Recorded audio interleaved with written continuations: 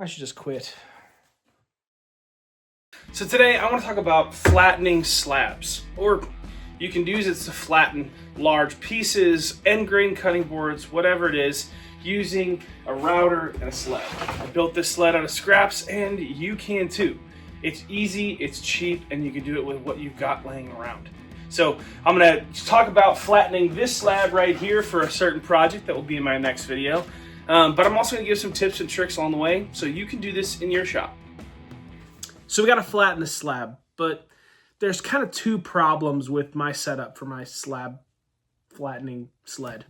First, my bench is not made from anything relatively flat.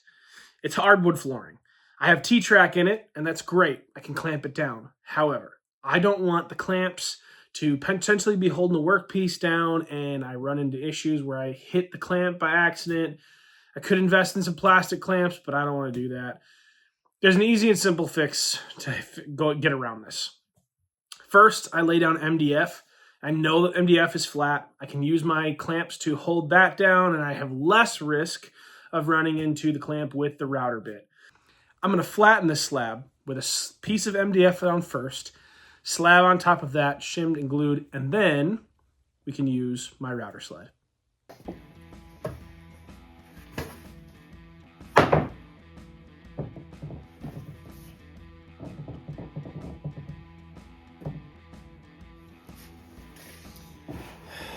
Well, that sucks.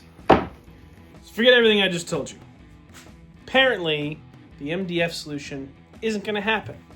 So, I'm going to take the MDF out, flatten one side, flip it with the MDF, then flatten the other side.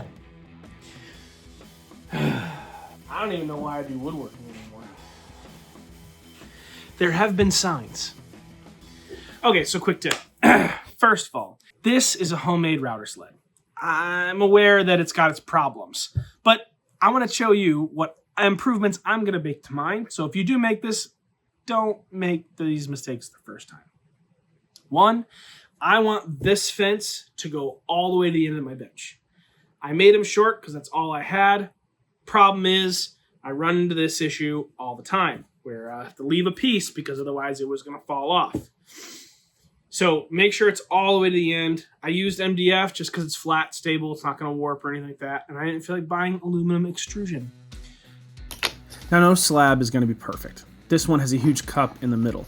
And so to compensate for that and prevent the slab from rocking while you're running your router over it, put shims in the areas where the slab is off your work surface. If you have a larger gap where your whole shim goes in, start one shim backwards and place the second on top to fill the gap. This slab is the best case scenario, but you might have a high corner or it tapers off to one side. Make sure your shims are in tight, but you do not want to cause your slab to lift. You just want to make them snug so that the weight of the slab holds the shim in place. I found that a hot glue gun is the best for this application. It holds well enough to get the job done, and it will peel off easy when you're done. Make sure to use the glue in the areas where you have shims. Start your glue line a little bit before the shim and continue a little bit past it. This holds the shim in place with the slab and holds the shim down to your work surface. Quick tip number 2. I am not above buying cheap tools, as long as it does the job okay and has a really good warranty. This is a Harbor Freight router. Now, I don't use it for anything else. It's made just to be my slab flattening router. It runs just fine. It's powerful enough to cut through the stuff. I'm only ever going a 1/16th to an 1/8 of an inch maximum through it, so it doesn't need to be super expensive, fancy router. But make sure it's a fixed base version. The springs and the plunge routers, they're great, they're useful, but not in this application. You might run into problems if it releases, or then you're trying to get your depth figured out again. And yes, it just go with a fixed base. They're a lot harder to adjust, but that's okay because you're only adjusting it in between passes.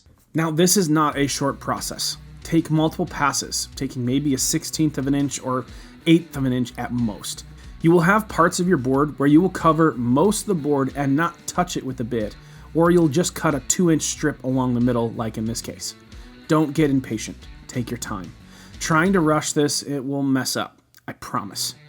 Also, plan on making a huge mess. Even if your router has the best dust collection, it won't help you here unless you're doing this with a CNC, and come on, you don't need one of those. You ain't nothing but a liar. Okay, well, let's be real. We all want them, we just can't afford them and don't have the space. So, don't lie. Well, that's one side done. I should have closed that. Quick tip number 3. Make sure you get yourself a good router bit. Now, this router bit is probably not top of the line.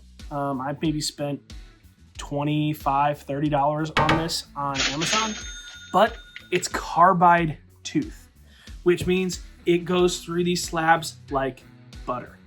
And it's probably the most expensive router bit I've ever bought, but it was definitely worth it. I had another router bit beforehand that did not have the carbide tips and it did not have the rotating tips.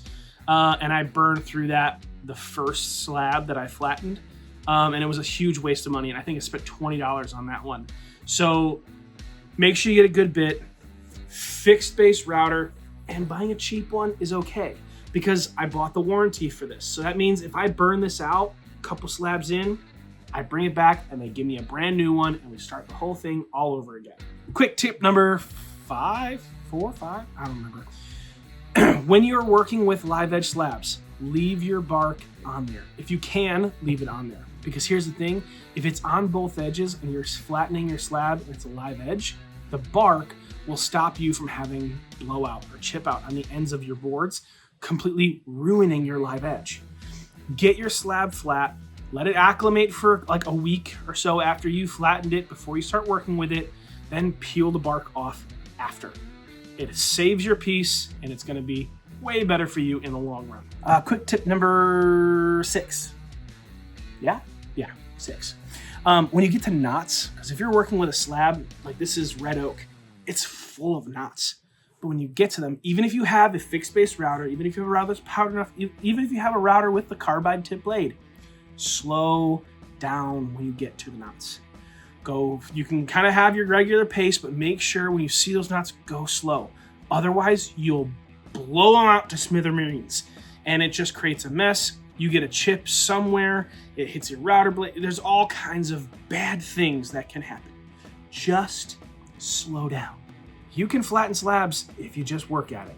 It takes a little finagling, a little bit of trying to figure some stuff out and some problem solving, but it's doable. Even for you in a small shop or someone who doesn't have a whole lot of room or a whole lot of tools, it can be done.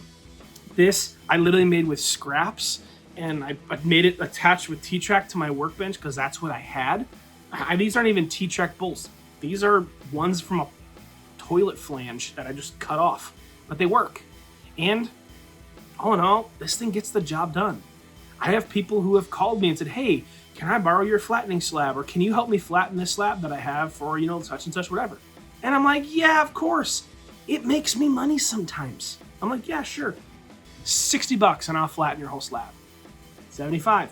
There's a local place here that charges $150 for a setup fee, then $75 an hour after that. That's insane.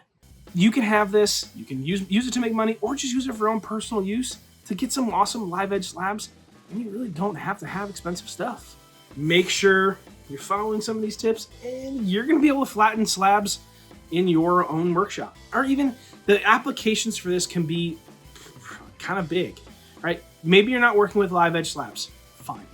But you can use this for if you have a cutting board that doesn't fit through your planer, or maybe you don't have a planer. This is a great way to get things flat. Relatively flat. You'll have to sand it in between because you're not gonna do it perfectly. And if it's a homemade router sled, it's not gonna be the best. But that's where a good woodworker knows how to fix his mistakes, or at least hide them.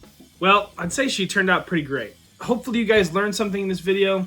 If you like this video, like and subscribe, and tell me down in the comments, what would you do differently or to improve this setup? Thanks for watching, and check out these videos right here.